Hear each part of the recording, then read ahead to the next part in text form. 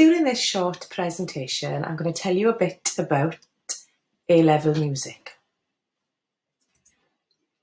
So what will you do in A-level music? It's very, very similar to GCSE music in the fact that you will be performing, composing and appraising.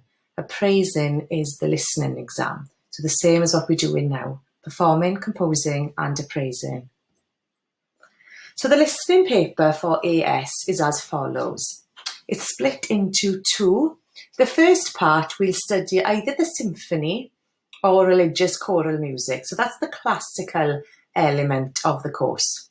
So you'll have a detailed study of two movements of a symphony, a Haydn symphony, or then we'd study the Mozart Requiem, the Dies Irae, the Tuba Mirum and the Rex Tremendi.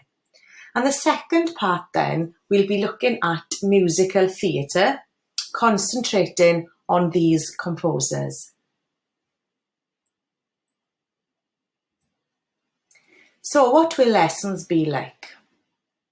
Well, you perform on your own or as an ensemble, like you've been doing now for GCSE music. This could be in any style, on any instrument or voice, including band and orchestral instruments. We'd be exploring how great pieces of music are put together. Then we'll apply these techniques and we'll be composing on our own. We'll be using the Mac computers in school to do this. Mrs. Wozencroft and I have extra lessons available for after school or lunch times, and you can come along where we can give you one-to-one help on this element. And then we'll be listening to a variety of music and analysing what we hear, making connections then between different pieces and describing how styles have evolved. Why should you choose music then? You can develop your existing performance ability and use this towards achieving an A-level. Many of you are very good at performing, you enjoy performing, and that's going to be a great advantage for you if you decide to take A-level music.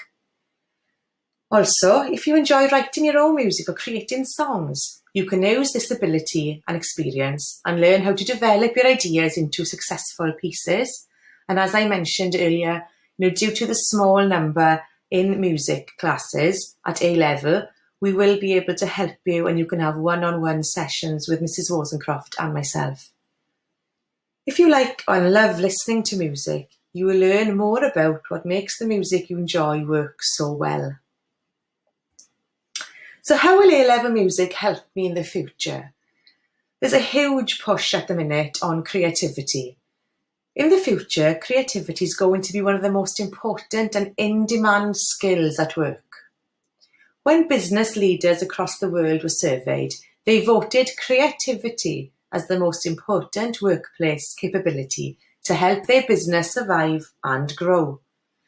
This means that the study of creative subjects like music is becoming even more important and relevant to young people to give you the chance to succeed, whatever your ambitions.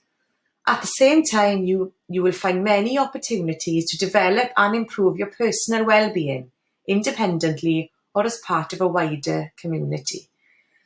It's really nice when you choose other subjects that you can come down to the music department, and it does allow you to have some space, something different, and it does allow you to be creative.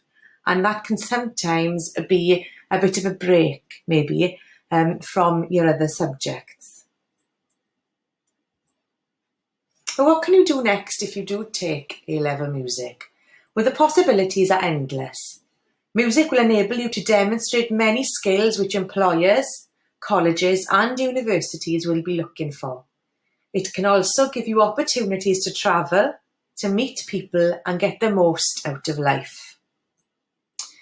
This is a list, there's a list here of the careers you could choose in music.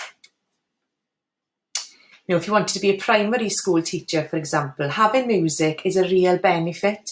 There's always a need in a school for somebody to help with the school band, to play in the assemblies, to help with the choir, to help with the orchestra. So take a look for a minute at the different opportunities and careers you could have in music.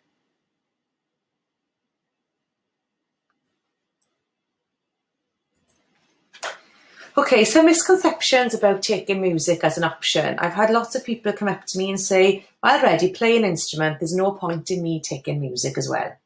Well, that's not true. You will learn lots about different styles of music that you haven't studied before at GCSE Music, and also how to compose music for your instrument or voice. Not to mention the other benefits, increased confidence and the ability to work as a team. So how will you be assessed in A-level music? Well, the exam board is WJC, like in GCSE Music, and it's split into, as I mentioned earlier, 3 categories. So Unit 1 is the performing element. This is worth 12% of your AS. Remember, this is split up between 2 years, AS and A-level music, A2. So the performing in AS is 12%. Now, many of you are competent performers already, and this is a perfect opportunity for you to pick up marks here. Okay, a performance consists of a minimum of 2 pieces, either as a soloist or part of an ensemble, or you could do a combination of both. So one piece could be a solo piece, and one piece could be your ensemble piece. One piece must reflect an area of study that we will be studying at A-level. Unit 2 is composing, and this is worth 12% too. Okay, there's 2 compositions. One will be more classical based, but we'll guide you through this step by step, and it's only a minute long, or at least a minute long. So they're not long compositions. And the second one is a free composition, anything that you want to compose for. If you like film music, okay, you could compose for film. If you play in a brass band, okay, you could compose for your band. There's lots of different options here. It's a free composition, and that's at least 2 minutes.